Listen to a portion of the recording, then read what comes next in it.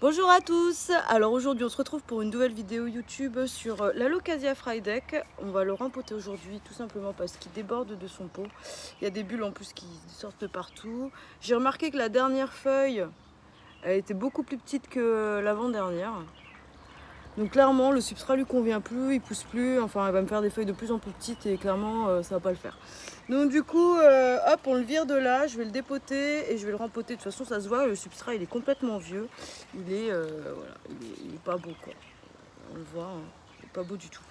Donc du coup, je crois que ça date de l'année dernière quand même. Hein. Donc du coup, parce que j'aime pas rempoter mes Frydek, hein, mais voilà, là je vais le faire parce qu'il en a besoin. Il était paillé avec de l'ardoise en plus, donc il n'a pas sorti de bébé.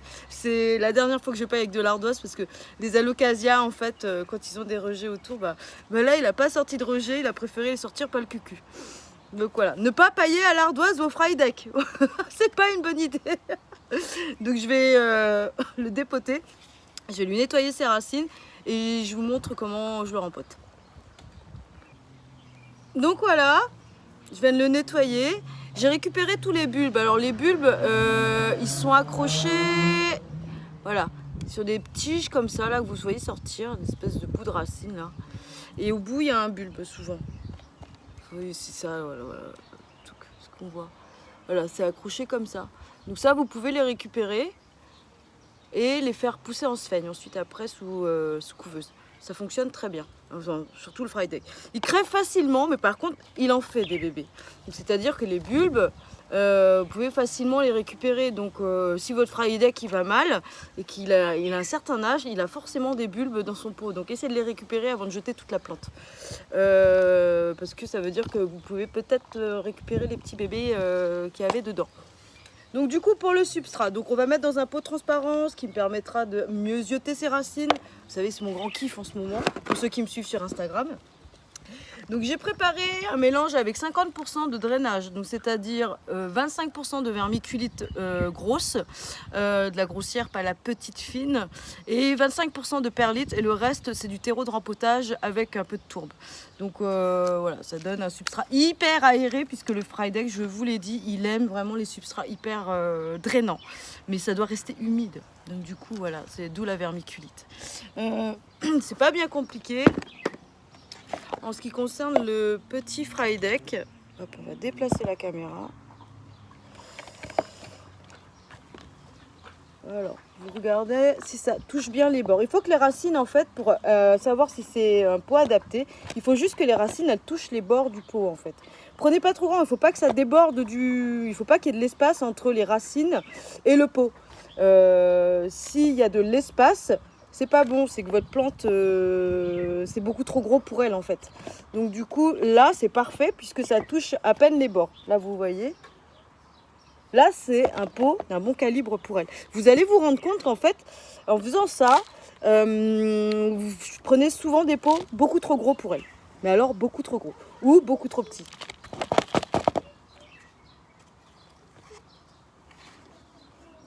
Vous voyez, c'est pas sorcier.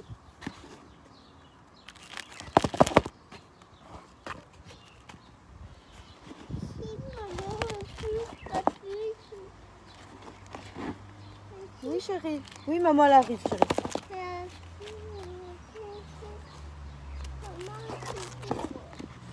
J'arrive.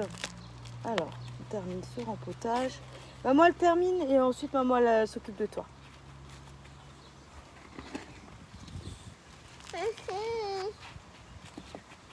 Donc voilà, tous ceux qui ont leur Frydek à rempoter bientôt, vraiment je vous conseille de faire un mélange hyper drainant comme celui-ci avec beaucoup de perlite et de vermiculite. Et surtout pour l'arrosage, attendez que les bords ils se décollent. Donc c'est-à-dire que vous verrez la tourbe elle a tendance à se rétracter au moment où elle sèche. La tourbe c'est comme une éponge en fait. Donc quand elle est bien humidifiée, elle s'expand. Voilà. Comme une éponge. Et lorsqu'elle sèche, elle a tendance à se rétracter. Comme une éponge, c'est pareil. C'est très élastique tout ça. Donc du coup, pour savoir lorsqu'il faut arroser la tourbe, Tout simplement, lorsque les bords se décollent du pot, en fait, c'est que ça se rétracte et parce qu'il n'y a pas suffisamment d'eau. Si vous attendez que la tourbe elle sèche complètement, là vous allez être dans le caca. Parce que pour arroser de la tourbe sèche, bon courage. C'est très très compliqué sans aller casser à l'intérieur. Donc c'est-à-dire que si vraiment elle est trop sèche, là je vous conseille de prendre un pic et d'aller casser à l'intérieur le terreau parce qu'il est beaucoup trop compact. Donc du coup, là vous pensez avoir arrosé votre tourbe alors que pas du tout, vous aurez juste arrosé l'extérieur. Donc du coup, la tourbe, elle s'arrose pas comme un terreau de rempotage classique. Hein. C'est un petit peu plus complexe. Et ben voilà, terminé le rempotage. Donc là, je vais lui mettre un petit coup d'arrosage. Et ce sera terminé. Et je vais la surveiller pendant plusieurs jours pour être certaine que son rempotage se soit bien passé. Le fry deck, je vous dis pas, c'est quand même assez chiant.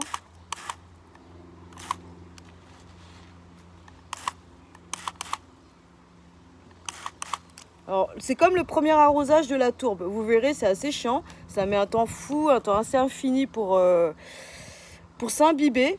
Mais une fois qu'elle est imbibée, ça va rester humide très très très longtemps. C'est vraiment, elle a un pouvoir de rétention d'eau qui est énorme. Donc du coup, vous allez faire des économies de flotte avec la tourbe. Il ne faudra pas arroser comme un terreau de rempotage.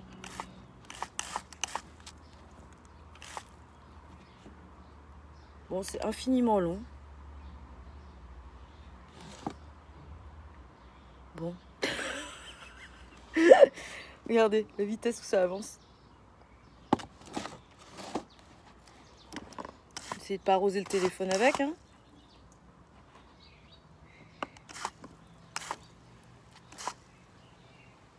Donc essayez de faire ça dans une journée un peu ensoleillée comme aujourd'hui. Voilà, belle journée quoi. Faites pas ça en hiver parce que les chances de reprise d'un fry deck en plein hiver c'est compliqué. Tout simplement lié à la luminosité en fait. En été vous avez un taux de luminosité qui est fantastique et alors qu'en hiver c'est un petit peu pourrave quoi. Donc du coup les tropicales, moi je le dis tout le temps, essayez de les rempoter l'été parce que justement vous allez profiter de la belle saison pour favoriser la reprise des racines et surtout le fait que vous les arrosiez comme des arrosiez comme des dingues derrière. Donc du coup ça va sécher beaucoup plus vite et ça va être mieux pour elles.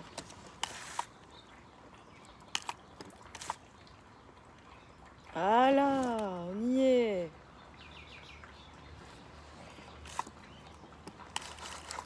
J'en profite pour lui nettoyer un petit peu les feuilles, hein, au cas où, hein, il y aurait des bestioles dessus. Parce que le fry deck, je vous l'avais dit, il est assez propice aux acariens. Voilà, le pot, on sait qu'il est bien rempli quand il est extrêmement lourd. Donc voilà, c'est parfait.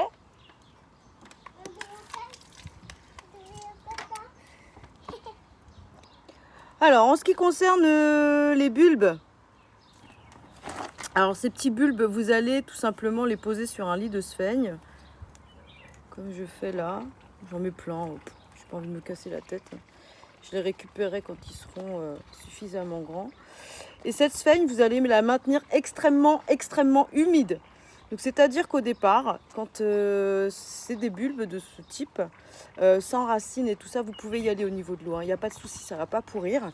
Donc en fait, il suffit juste d'en mettre, voilà, de les recouvrir un petit peu de sphaigne, d'imbiber tout ça.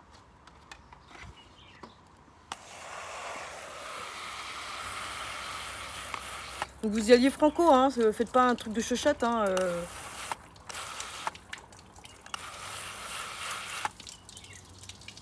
Voilà, tout ça vous maintenez hyper humide.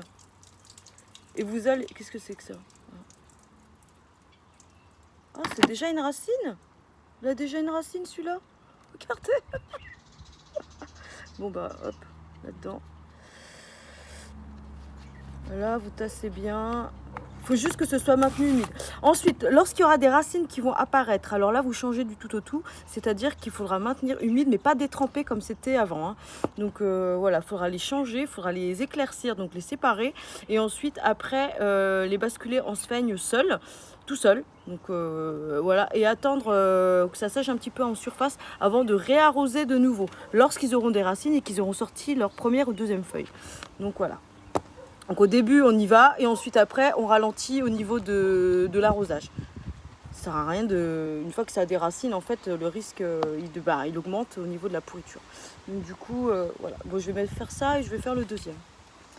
Pour le deuxième, tiens, j'avais envie de tenter l'expérience. J'ai toujours fait en sphaigne et là, pour le coup, je vais tester dans le substrat, celui-ci là que je viens de préparer. Donc c'est perlite, vermiculite et tourbe. Je verrai bien. Ça se trouve, ça marche aussi bien que la sphaigne. Bon, pour moi, ça marche pas aussi bien puisque... Enfin, dans l'idée, c'est que c'est trop drainant. Mais bon, on sait jamais, au cas où. Hein. Ça se trouve, ça va prendre. Hein. Donc du coup, voilà, je vais le faire.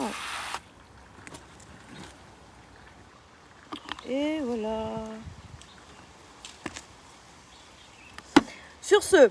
je vous souhaite de passer une agréable journée. J'espère que cette vidéo vous aura plu et on se revoit pour la prochaine vidéo. À bientôt!